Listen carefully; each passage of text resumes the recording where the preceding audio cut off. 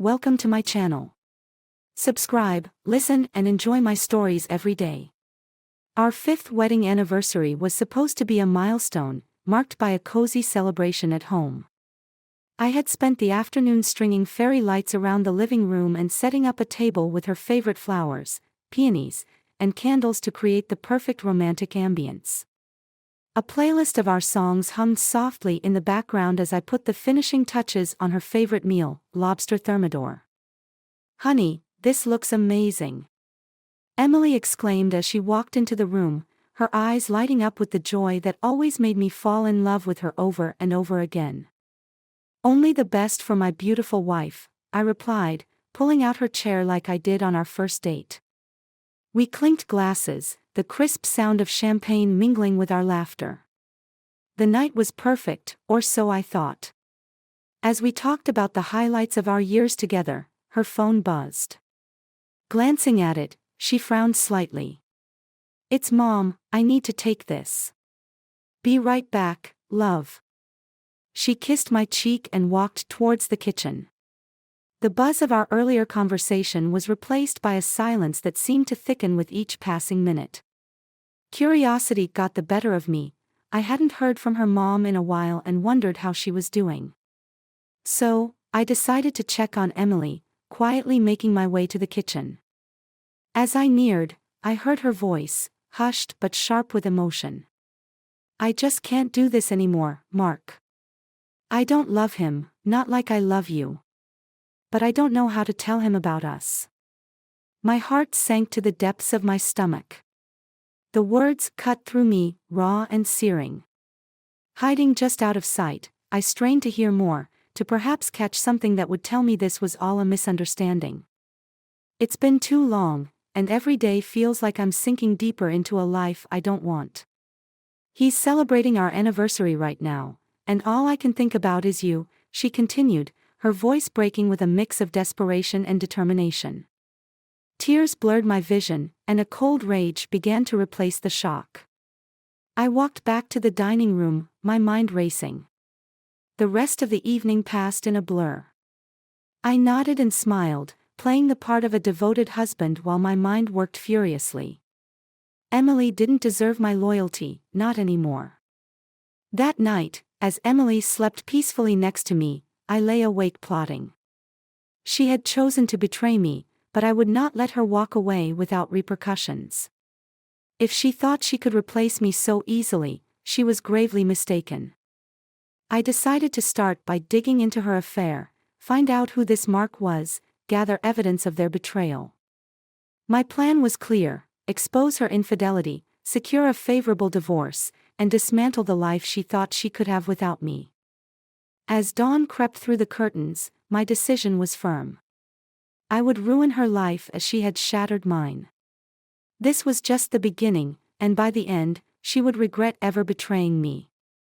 The morning after our anniversary, Emily left early for a yoga class, or at least that's what she told me. The moment the door clicked shut behind her, I sprang into action. I knew I didn't have much time. Emily's class was an hour, and she rarely lingered afterwards. I started with her laptop. She had always been lax about security at home, her password a simple combination of her birthday and mine. It took me less than a minute to gain access. I began scouring her emails, messages, anything that could give me more information about her affair with Mark. My fingers flew over the keyboard as I copied relevant emails to a flash drive, confirmations of hotel bookings, romantic messages exchanged, photos that twisted the knife deeper into my heart. Each piece of evidence was a cold hard reminder of her deception. Next, I moved to her phone. She usually kept it with her, but in her rush, she'd left it charging on the bedside table. Her phone was a treasure trove of betrayal, texts, call logs, even a hidden folder of pictures with Mark, pictures that mocked the vows we'd taken. I was so engrossed in downloading everything that I almost didn't hear the front door.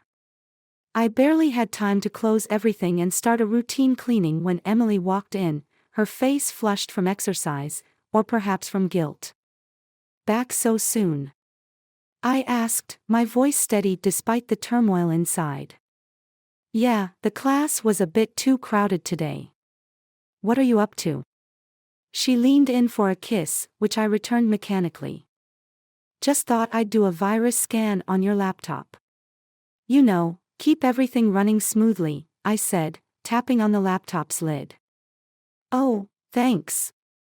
You're always looking out for me, she smiled, unaware of the irony in her words. As the day passed, I continued my secret investigation. I installed a tracking app on her phone, subtly gained access to her social media, and began to monitor her movements and interactions.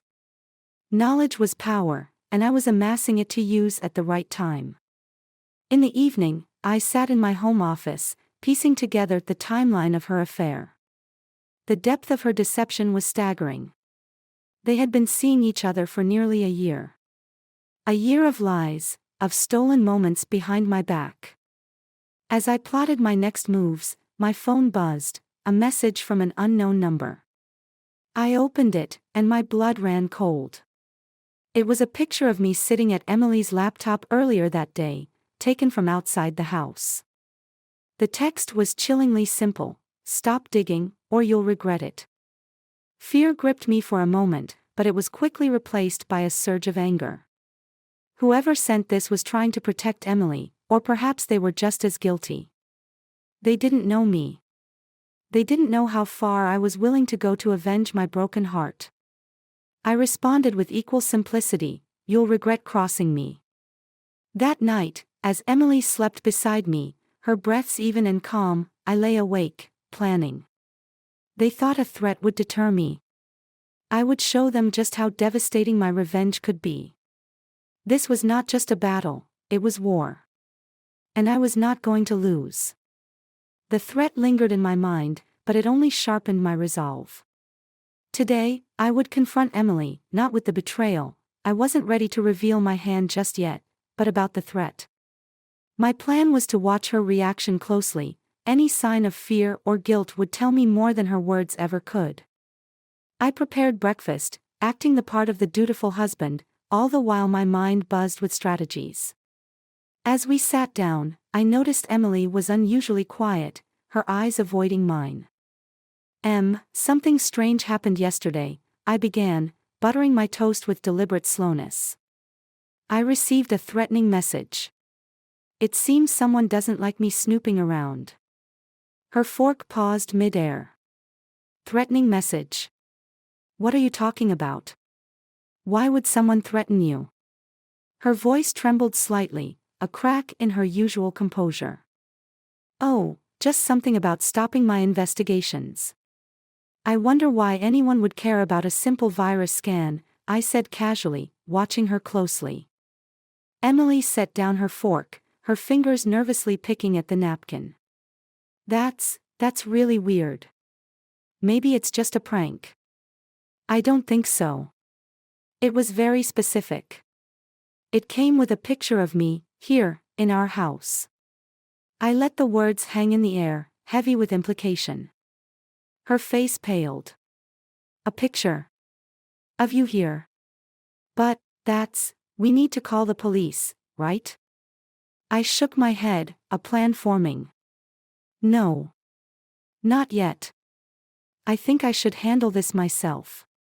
Besides, we wouldn't want to involve the police and have them digging through our lives, would we? I said pointedly, searching her face for any slip-up.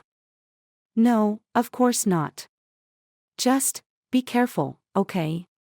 She reached across the table, her hand shaking as she touched mine. I always am. I pulled my hand back, standing up. I'm going to take a few days off work, sort this out. I think I'll start by checking out some of the places I've been recently. Maybe I'll run into our mysterious messenger. As I grabbed my coat and keys, Emily stood too, her movements hesitant. Do you want me to come with you? I smiled, cold and unrevealing. No, stay here. I won't be long, and someone should be home, just in case they try to send another message.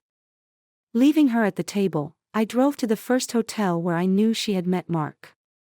I wasn't sure what I was looking for, but I had to start somewhere. At the hotel, I approached the front desk, my confidence a mask over my boiling anger. "Good morning, I was wondering if you could help me. My wife and I stayed here recently, and she's lost a necklace. I was hoping to check if it was found," I lied smoothly. The clerk, a young man with a cautious smile, tapped at his computer. "Could I have the name and date of the booking?" "Sure, it's under Emily Carter, should be last Thursday." He frowned, scrolling through the records. "I'm sorry, sir, I don't see any booking under that name for last Thursday. Could you check under Mark Thompson?" His eyes flicked up to mine, a flash of recognition there. "One moment, please." He printed out a piece of paper, handing it over hesitantly. "Here you go, sir." It was a confirmation of their stay, exactly as I had suspected. "Thank you," I said, the paper burning a hole in my pocket as I left. Back in my car, I felt a mix of triumph and disgust. I had proof, undeniable proof. Now it was time to plan my next move, one that would bring both Emily and her lover to their knees. This was just the beginning of their end. The cold morning air was biting as I left the house, a folder filled with evidence under my arm. Today was the day everything would come to an end. My heart was icy, my resolve firm. I had planned every detail meticulously, leaving nothing to chance. Emily and Mark would pay dearly for their betrayal. I first drove to Mark's workplace. He was a financial analyst at a local firm, a fact Emily had unwittingly disclosed over one of their many intercepted calls. As I parked across the street, I watched employees filter into the building, recognizing Mark from the photos I had gathered. I waited patiently, knowing the best moment to strike was coming. When he returned to his car for lunch, I approached him. "Mark Thompson," I called out as I neared. He turned, surprise etching his face. "Yes. Can I help you?" "We need to talk." "It's about Emily," I said, my voice low but forceful. His eyes widened, and he glanced around nervously. "I don't know what you're—" I cut him off, thrusting the folder into his hands. "You will after you look at these. We can talk here, or I can take this to your boss and your wife. Your choice." His face paled as he flipped through the photos and messages. "How did you—" "Get in the car," I said, nodding towards his vehicle. He complied, and we drove to a secluded part of the nearby park. "What do you want?" Mark asked, his voice trembling. "I want you to end it. Today. You will call her, tell her it's over, and you will never see or contact her again. Or I ruin your life, starting with your career." He nodded, pulling out his phone to dial Emily. I listened as he stuttered through the breakup, each word a nail in the coffin of their affair. After the call, I left him there, broken and alone, and drove home to deal with Emily. When I arrived, Emily was in the kitchen. She jumped when she saw me. "You're home early. Is everything okay?" "It's far from okay," I replied, slamming the folder on the kitchen counter. "I know about Mark. It's over, Emily." Her face crumpled as she leafed through the evidence. "How long have you known?" "Long enough," I said coldly. "I've heard enough lies. This is the end." "What are you going to do?" she whispered, tears streaming down her face. "Divorce. And I'm taking everything. The house, the car, your savings. I have enough here to ensure you walk away with nothing." Her sobbing filled the room, a sound that once might have stirred sympathy, but now only fueled my disdain. "You can stay with your mother until the paperwork is done. I don't ever want to see you again." She nodded, defeated, gathering a few belongings and leaving without another word. I watched as she drove away, the finality of the moment settling over me like a cold shroud. The house was silent, a stark contrast to the chaos of betrayal that had filled it just hours before. I poured myself a drink, the ice clinking hollowly in the glass. As I sat down, a profound sense of emptiness engulfed me. Revenge had not brought peace, only a resounding void. Yet, as I looked around the quiet rooms, I realized this was a new beginning. A chance to rebuild, free from lies and betrayal. The road ahead would be long and undoubtedly lonely, but it was mine alone to forge. In the end, Emily and Mark were out of my life, as I had vowed. The deceit was gone, but so was the love I had once cherished. It was a brutal trade-off, but one I had willingly made in the name of retribution.